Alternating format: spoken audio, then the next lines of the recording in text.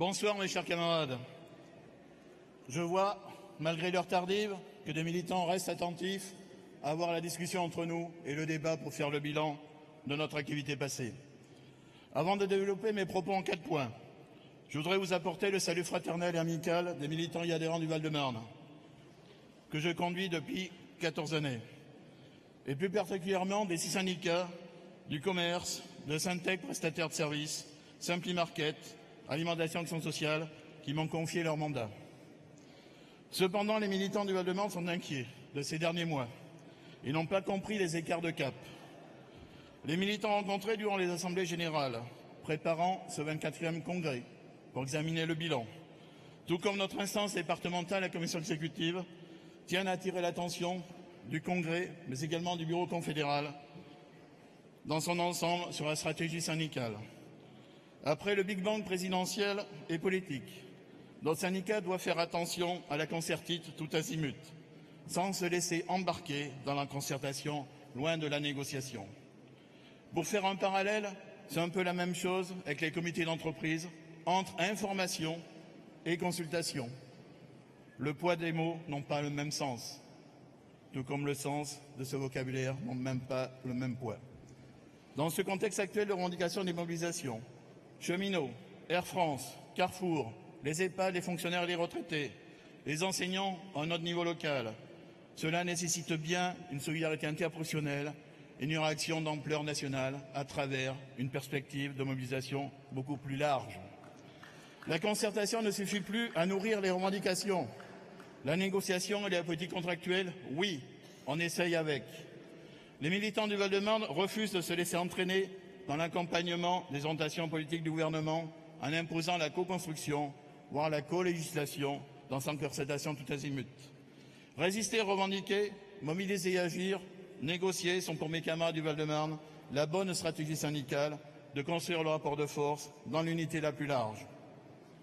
Au second point de mon intervention, je voudrais aborder la remise en cause des moyens syndicaux, les détachements des militants, malheureusement, mais surtout la mise à disposition des locaux syndicaux, unions départementales et unions locales, où notre confédération devrait être plus offensive envers les pouvoirs publics, même si du travail a été fait dans leur reconnaissance, dans les interventions, dans les actions pour éviter les reprises de locaux.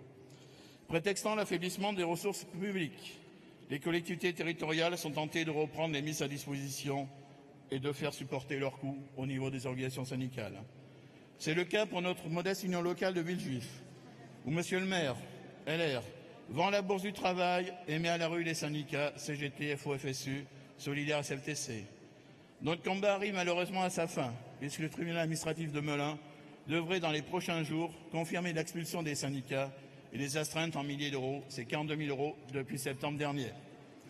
Je remercie au passage le soutien et la solidarité du bureau confédéral, de Pascal Pavageau, à nos côtés le 25 septembre dernier, devant la préfecture du Val-de-Marne, comme des fédérations et unions locales, unions départementales pour la défense et la pérennité de la bourse de Villejuif, mais également de l'ensemble des bourses du travail et des unions départementales menacées à travers la reprise de leurs locaux. Les locaux syndicaux interprofessionnels sont essentiels et vitaux à l'exercice de notre mission en tout lieu de territoire. Il nous faudra les défendre car c'est le syndicat qui est attaqué dans son ensemble. En troisième point de mes propos, je veux souligner les positions confédérales contre les réformes territoriales successives. Aujourd'hui, le président Macron, avec le préfet de région Michel Cadot, veulent aller encore plus loin en Île-de-France avec la fusion des 3 départements, les Hauts-de-Seine, la Seine-Saint-Denis et le Val-de-Marne, agglomérés au sein de la métropole du Grand Paris, la MGP dite Grand Paris. En leur temps, les lois MAPTAM, comme la loi NOTRe, sont et restent dangereuses en elles-mêmes car elles organisent le maillage républicain. Cette énième réforme territoriale crée un nouveau millefeuille administratif, avec l'émergence de la métropole aux côtés de notre région, mais sur des périmètres et des compétences différents, en sus des communes, des établissements publics territoriaux et des départements, voire les EPCI. Cet acte 3 de décentralisation est jugé complexe, touffu, sans cohérence d'ensemble, incompréhensible et illisible, à tel point que le citoyen et le francilien s'y perdent. Devant cette perspective, nous sommes attachés à ce maillage républicain.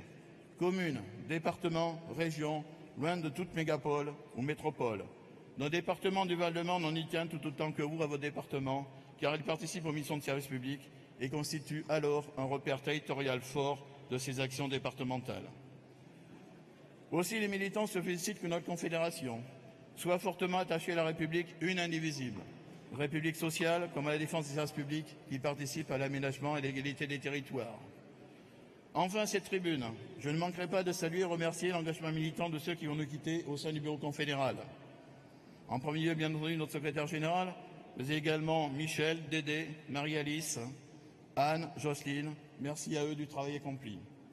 Bienvenue également aux nouveaux, autour de Pascal Pavageau, dont je ne doute pas qu'il assurera pleinement, efficacement sa future mission de mandaté numéro 1, comme le disait Marc Blondel. À lire la presse, son message est clair et tranchant. On va résister, revendiquer, reconquérir pour défendre notre monde. Combattre l'austérité et la régression sociale, c'est la règle force ouvrière. Augmenter les salaires et créer de vrais emplois, c'est notre devoir force ouvrière. Défendre la sécurité sociale, les retraites des services publics, c'est notre volonté force ouvrière. Cela n'est possible que dans le respect de notre liberté et de notre indépendance syndicale, ciment de notre cohésion et unité syndicale. Vive la Confédération force ouvrière, vive force ouvrière. Merci mes camarades. Merci Marc. Pascal.